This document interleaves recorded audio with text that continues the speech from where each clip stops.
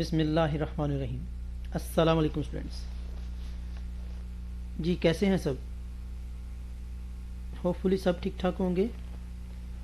Students final term की lecture series में tensor analysis का आज लेक्चर नंबर 87 कवर करूंगा, जिसमें हम रिमानियन कर्वेचर के बारे में देखेंगे कि रिमानियन कर्वेचर बेसिकली है क्या चीज़। अच्छा, इसको समझने के लिए पहले मैं आपको एक पिक्चर की तरफ लेके जाता हूँ। ये स्टूडेंट्स इसमें कुछ चीज़ें, कुछ डाटा मैंने खुद से ऐड किया हुआ है आपकी अंडरस्टैंडिंग के लिए, ताकि आपको इजीली समझ आ जाए। अच्छा स्टूडेंट्स, यहाँ पर देखिएगा, ये एक कर्व एरिया है। आपको यहाँ पर कर्व लाइन नज़र आ रही होंगी। तो इस कर्व एरिया में जब हम कर्वेचर निकालते हैं, कर्वेचर मीन कि वो कितने डिग्री या कितनी मैग्नीट्यूड में कर्व है, ठीक है। तो वो कर्व निकालने के लिए बेसिकली हम दो कंपोनेंट यहाँ पर हम लेंगे। एक v है, यानी ये जो है बेसिकली टेंजेंट हम लेते हैं, इस कर्व के ऊपर टेंजेंट लेते हैं। एक टेंजेंट हमने ये s ले लिया और एक ये v ले लिया। अच्छा, यहाँ पर जो टेंजेंट आपकी बुक में लिया हुआ है वो u और v लिया हुआ है, लेकिन यहाँ पर s और v है। ये आपको समझाने के लिए जैसे मैंने ये डायग्राम ऐड की है, ठीक है। तो यहाँ पर आपको दो टेंजेंट नज़र आ रहे होंगे इस एक पॉइंट पे। ये यानी ये जहाँ पर ये दोनों मीट कर रहे हैं, पॉइंट सेम है दोनों का। तो दोनों ये जो टेंजेंट होंगे, सबसे पहले ये कि ये क्या होंगे, सिमेट्री होगी इन दोनों में। सिमेट्री पाई जाएगी एस कंपोनेंट में भी या टेंजेंट में भी और वी टेंजेंट में भी, ठीक है। यहाँ पर एस वी है, आप यू वी इसको कंसिडर करेंगे। क्लियर हो गया? पहली बात तो ये है। तो इस कर्व को निकालने के लिए हम जो यूज़ करेंगे वो रिमानियन कर्वेचर है, ठीक है। रिमान आपको पता है एक साइंटिस्ट था, तो उसी के नाम पे ये रखा गया है। चलें अब हम इसको पढ़ते हैं। इसको हम सेक्शनल कर्वेचर भी कहते हैं, ठीक है। और रिमानियन कर्वेचर में जो हम मीट्रिक लेते हैं GIJ लेते हैं, ठीक हो गया। और ये मैनीफोल्ड, बेसिकली ये जो कर्व एरिया इसको मैनीफोल्ड भी बोलते हैं। तो मैनीफोल्ड के ऊपर हम दो कंपोनेंट ले रहे हैं, एक UI और एक VI।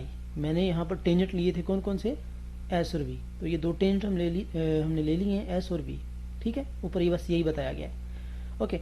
तो इसका कर्व निकालने के लिए रिमानियन कर्वेचर के निकालने के लिए फार्मूला है जो बेसिकली वो कौन सा है। तो अब देखिएगा, टेंजेंट हम U और V ले रहे हैं X कोऑर्डिनेट पे, ठीक है, ओके। तो पहली बात तो ये है कि ये जो इसका कर्वेचर निकलेगा वो एक स्केलर क्वांटिटी होती है और वो इनवेरिएंट होती है, ठीक है। इनवेरिएंट मतलब कांस्टेंट होगी, वो वेरी नहीं करेगा किसी भी कोऑर्डिनेट सिस्टम में, ठीक है। इनवेरिएंट होंगी, ओके। सो निकालने का तरीक़ेकार क्या है, Riemannian R divided by G, ठीक है। Riemannian R divided by G, ये आपने याद रखना है। अब G जो है वो गासियन इससे एसोसिएट करता है, गासियन कर्वेचर से एसोसिएशन इसकी होती है, ठीक है।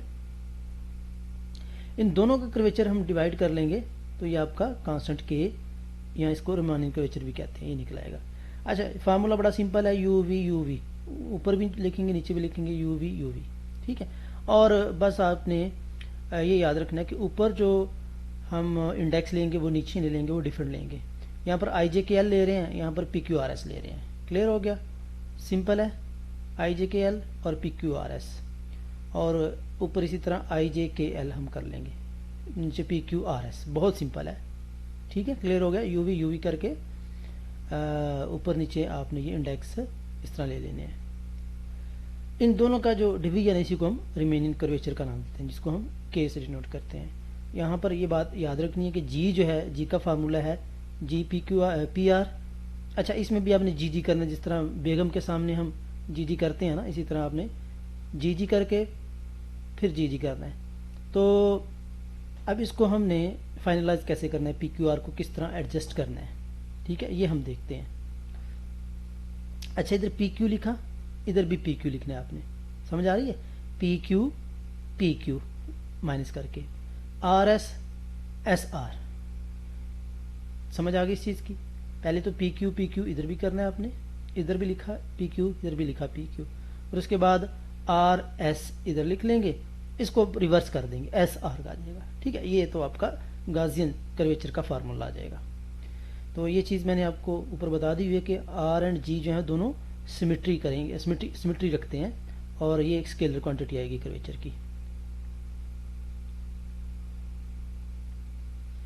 ठीक है जी, तो यहाँ तक यही चीज़ें याद रखने वाली थी। ये सारी चीज़ें वही बताई हुई है कि ये सिमेट्री है। ठीक है, ओके। ये भी मैंने आपको बता दिया कि ये आर भी इन्वेरिएंट है, जी भी इन्वेरिएंट है, तो ऑब्वियसली फिर के भी आपका क्या होगा, इन्वेरिएंट होगा। ये सारी चीज़ें मैंने देखिए सम अप करके सिर्फ इतनी 2 लाइनों में शार्ट अप कर दी हैं। ठीक है, बाकी इतना ज़्यादा पढ़ने की ज़रूरत नहीं है, तो इन्हीं 2 लाइनों से आपका सारा कवर हो जाएगी, सारी समरी इन्हीं 2 लाइनों में आपकी हो जाती है। ठीक है, और फार्मूला आपको बस याद रखना होता है। चलें जी, ये तो आपका हो गया रीमानियन कर्वेचर। तो अब हम क्वेश्चन कर लेते हैं। बिल्कुल जी, ये सिंपल सा था आपका, ये कंप्लीट हो गया। अब आगे इसके हम कुछ क्वेश्चन कर लेते हैं। Using the fact in the 2 dimensional space the only non zero component of Riemannian tensors are. अब कह रहा है कि जो नॉन जीरो टेंसर होंगे ना, वो आपके ये होंगे R12 is equal to R21 R12 और 2 यानी अगर 2 इंडेक्स 1 और 2 लें तो उस सूरत में ये आपके नॉन जीरो होंगे, बाकी जो है जीरो होंगे। अच्छा, ये आपने पीछे प्रॉपर्टीज में पढ़ा हुआ है। अगर R12 है, अगर हम इन दोनों का इंडेक्स चेंज कर दें, यानी ये 2 1 है, 1 2 को 2 1 कर देंगे, इस तरह इसको भी 2 1 कर देंगे, तो ये 2 1 2 1 आ जाएगा। तो इसमें ये दोनों सिमेट्रिक होती है, सिमेट्री पाई जाती है। ठीक है, लेकिन अगर हम कौन से इंडेक्स में चेंज करें, पहला इंडेक्स हम चेंज नहीं कर रहे, दूसरा कर रहे हैं, तो तब ये माइनस हो जाता है। इसी तरह अगर ये सब चेंज कर दें, यानी 2 1 1, यानी इन दोनों को उल्ट कर दें, ये भी 2 1 1, इसमें पहला हम कर रहे हैं, ठीक है, 1 2 वैसे रह गया, इसको चेंज किया, इसमें हम पहला चेंज करें, दूसरा वैसे रहने देते हैं। तो ये अब आप आगे पीछे कर सकते हैं। ठीक है, ये फार्मूला। अब क्या कह रहा है कि अगर ये नॉन जीरो हैं तो आपने क्या करना है, simplify the expression of the Riemannian curvature. तो रीमानियन कर्वेचर का आपको फार्मूला पता है, उसको आपने सिंप्लीफाई करना है इनको लेके। तो ये आपको फार्मूला आता है। अब इसको हम वेरिएशन देंगे। वेरिएशन कैसे देनी है, क्योंकि 2 ही इंडेक्स हैं 1 2 1 2, तो 1 2 के हिसाब से हम वेरिएशन देंगे। आई को पहले हम 1 दे लेते हैं, ये 1 आ गया, इधर भी 1 आ गया। ठीक है, इसी तरह फिर जे को 2 देंगे तो जे 2 आ जाएगा। इसी तरह के को 1 देंगे और एल को 2 देंगे। ठीक है, 1 2 1 2 कर लेंगे पहले, तो ये 1 2 1 2 करके प्लस सेकंड हमारा क्या आ जाएगा, इसमें 2 आ जाएगा, इसमें 1 आ जाएगा, फिर इसमें 2 आ जाएगा, इसमें 1 आ जाएगा, यानी इंटरचेंज कर दिया हमने। ठीक है, फिर इसके बाद 1 2 2 1, यानी वो जो तीनों थे ना आपके, उसी के अकॉर्डिंग आपने इसकी वेरिएशन करनी है। वेरिएशन करने के बाद ये सारा आपका आ जाता है। ठीक है, इनका समेशन हम आपको पता ही है कि ये किसके बराबर होता है, ये अगर हम कर देते हैं तो ये माइनस में आ जाता है। तो इनको हमने इकट्ठा कर लिया, जो अलाइक टर्म थी उनको इकट्ठा कर लिया, तो ये चीज़ आ गई। फाइनली जो आपका आंसर आएगा R12 डिवाइडेड बाय ये जी की वैल्यू यहाँ पर आ जाएगी। ठीक है, इनको सिंप्लीफाई करने से ये आपका आंसर आ जाएगा। सेकंड जी एग्जांपल है कैलकुलेट के फॉर द मैट्रिक्स। अब ये मैट्रिक्स दिए हुए हैं, हमने इन मैट्रिक्स की मदद से R12 निकालना है, G11 G22 और G12 का स्क्वायर ये निकालना है हमने इस मैट्रिक्स की मदद से। ठीक है, तो इस मैट्रिक्स की मदद से हमने चूँकि निकालना है, तो ये अब आप पीछे पढ़ चुके हैं, क्रिस्टोफल सिंबल 1 1, यानी इस तक जाने तो पहले हमें क्रिस्टोफल सिंबल निकालने पड़ेंगे। ये सारी चीज़ें मैं आपको ऑलरेडी बता चुका हूँ, जस्ट मैं अभी सिंप्लीफाई करता जा रहा हूँ, शार्ट कर रहा हूँ लेक्चर को, ज़्यादा लंबा नहीं करूँगा। ठीक है, R11 ये इसकी कीमत हमने निकाल ली, फिर 1 2 2 इसकी कीमत निकल आई। ठीक है, इसके ऊपर से तो ये सारी कीमतें ये आपने ये निकालना है, तो इसका फार्मूला भी आपको पता है। ये मैंने फार्मूले एक फाइनल टर्म प्रिपरेशन की वीडियो में भी सारे आपको समझाए हुए हैं, तो वहाँ से भी आप पिक कर सकते हैं, मैं दोबारा नहीं बताऊँगा। ये फार्मूला यहाँ लिखा और फार्मूला लिखने के बाद इन कीमतें यहाँ पुट कर देंगे, तो ये आपका आंसर आ जाएगा। ठीक है, इस तरह के की वैल्यू निकालने के लिए फिर आप इसको कर देंगे, तो ये k इक्वल टू -1 आ जाएगा। ठीक है जी, अब रिमानियन स्पेस क्या है जी, Riemannian space is the Rn coordinate by xi, यानी ये अगर n टाइम हम ले लेते हैं, ये इसको हम रिमानियन स्पेस कहते हैं। एक्स कोऑर्डिनेट में।